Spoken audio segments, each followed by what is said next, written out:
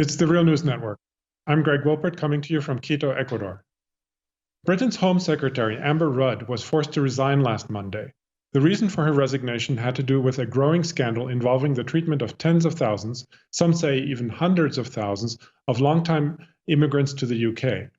That is, back in November, the Guardian newspaper began a series of reports about the problems that the so-called Windrush generation of immigrants, mostly from the Caribbean, specifically from Jamaica, have been having in obtaining government services and in some cases were being declared illegal immigrants, even though they had been living in Britain for many decades. As the scandal unfolded, it became clear that these Windrush Generation immigrants, named after one of the ships that brought them to the UK, are in the UK legally, even though they were never given the opportunity to prove their immigration status or apply for citizenship. It was the Conservative government, instead, that had changed the policies recently and made life more difficult for these immigrants. Joining me to discuss the so-called Windrush scandal is Luc de Noronha. He is a graduate student finishing a PhD in anthropology at Oxford University and is researching deportations from the UK to Jamaica. He also teaches at Birkbeck College, University of London. Thanks for joining us here today, Luc. Thanks for having me, Greg. So, first of all, tell us more about the Windrush Generation. I mean, who are they exactly, and why are they having all of these problems all of a sudden with government agencies and in some cases even being declared illegal immigrants? Sure. So the Windrush, as you mentioned, the Windrush was the boat in 1948 that brought about 500 Caribbean migrants to the UK, all of whom, in fact, were technically citizens in that they were subjects of the Commonwealth. So the Windrush is the name we give to the kind of post-war migrants who changed and made Britain a multiracial country.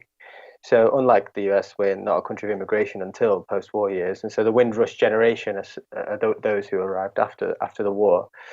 The Windrush Generation specifically, those who arrived from 1948, when the Windrush actually docked, to 1973. And anyone who was in the UK before 1973 was granted the indefinite leave and permanent resident right to remain in the UK, regardless of any other circumstances. The Windrush Generation now, due to later policies from the Conservative government, are facing questions over their right to be in the UK and sometimes being detained, perhaps threatened with deportation, denied access to healthcare. And that's the scandal, I suppose, is that people who have arrived and who've been here from before 1973, who have a right to remain in the UK, are being treated as though they don't.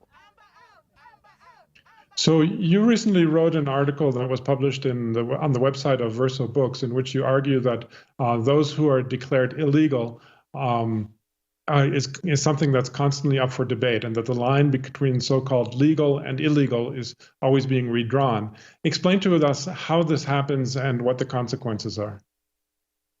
Well, I suppose in this example, what you have is a language which is quite new. So the Windrush Generation being those who arrived before 1973. British law around immigration is quite complicated, partly because we are an imperial nation whose membership in terms of citizenship was always defined in relation to the empire. And so what happened after the war is a slow kind of exclusion of the majority of people who lived outside of Britain from citizenship rights in the UK.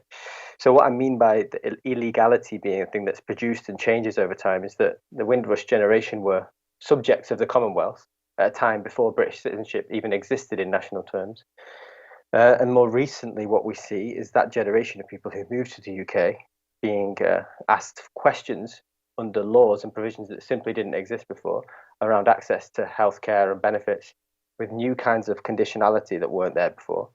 So what we are seeing is illegality, being an illegal immigrant being produced through specific and contemporary laws, which changes in many ways. So these were Windrush migrants who were turned into illegal immigrants based on the UK's hostile environment policy.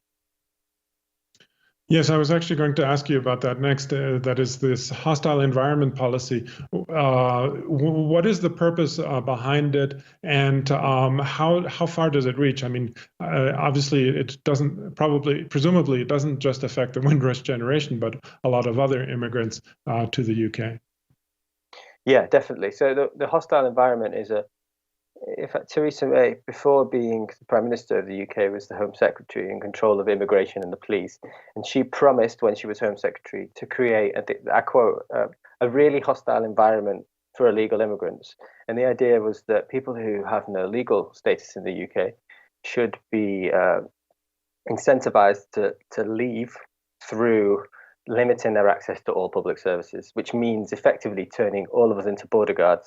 That is, checks among the driving license authority and banks, teachers in universities, doctors being required to ask people for passports. And obviously, we have a national health service in the UK, which everyone is very proud of. And yet, now we're seeing controls on who can access health at the point of service.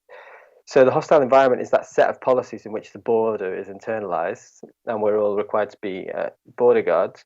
But what that's meant is that people who do have rights or should have rights or who've been here for many years are caught up in a system of kind of everyday, everywhere policing, which is not dissimilar and in fact mimics in lots of ways US policies around, I think it's secure communities that was based on information sharing. But what the hostile environment does is internalize the border and make it the responsibility of all faces of the state. And so, of course, sometimes that catches out people who may not have legal status. But legal status is a complicated thing, and often people are semi-compliant with some bits of the law and not with others. In the Windrush generation, the people who the British public have found sympathy for recently because they seem to be part of the nation. But of course, yeah, the hostile environment affects legal migrants, citizens, especially racialized ethnic minority citizens, and also those migrants who do not have legal status. It's actually kind of refreshing, I think, that in the UK they use a term that more accurately reflects what's going on, hostile environment, whereas in the US they use a euphemism such as secure communities. But anyway, I wanted to ask you also about what do you make of the reaction from the Labour Party to this scandal? We have a short clip from Jeremy Corbyn in Parliament where he addressed, this was shortly before the Home Secretary Amber Rudd had to resign. She knew full well of the problems the Windrush generation were facing. At last, she's been forced to act upon it. Yet we now know that when she took over from a predecessor, her intent was to harden this cruel and misdirected policy, pledging to do so ruthlessly. A report last month by immigration officials stated the hostile environment measures were not even having the desired effect. The current Home Secretary inherited a failing policy and made it worse. So what do you make of the Labour Party's position on all of this? Well, that's complicated. At first I thought I was happy with the Labour Party making an issue of this, and I do think that in the UK we have to be pleased that we have a genuine left opposition to the Tory party, which we haven't had for a long time. So I'm supportive of the Labour Party's policies in lots of ways, but the problem has been that the issue of the Windrush was, first of all, it became a big scandal. Then it was broadened out to talk more broadly about the hostile environment, and then that seems to have been retracted somewhat.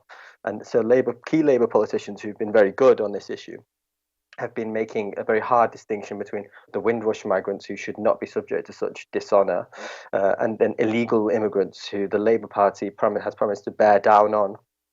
And the Labour Party has promised to be tough on illegal immigration.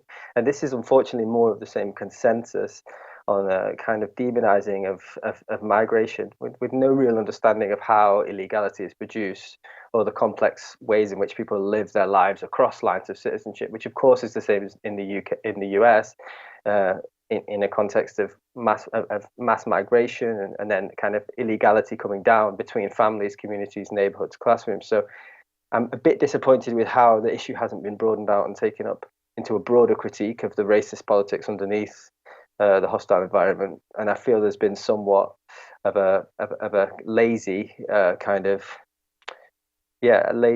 retraction of a radical politics from the Labour Party in relation to immigration more broadly. But yeah, I mean, that's my take. Of course, I also want to ask you about, just finally before we finish, about the new Home Secretary, Sajid Javid, who is himself a second-generation Pakistani. And what do you think, or what can you expect from someone like him, who's still a member, obviously, of the conservative Theresa May government? I would say absolutely nothing. I think this is the worst, the very worst of a kind of representative version of racial politics. It makes no difference that he's a second generation Pakistani migrant. In fact, that's the very reason why he's been promoted to the role, and it's the way in which he sold his own entry into the role. Is, I thought, what if it had been my parents? He has no idea actually what it means to be an illegalized migrant, or to face deportation, or to lose his loved ones through detention or deportation. He has no idea. He's an investment banker and a very hardline Tory who has voted incredibly aggressively against all forms of immigration and welfare. So I think this is really a tactical maneuver which we should see straight through. And I have no hope that any Tory politician, least of all him, will really change the immigration system in a way which would be humane. Okay, well, we'll have to leave it there for now. I was speaking to Luc de Noronha, a graduate student in anthropology at Oxford University, researching deportations from the UK to Jamaica. Thanks, Luc, for joining us again. Thank you. Cheers. And thank you for joining the Real News Network.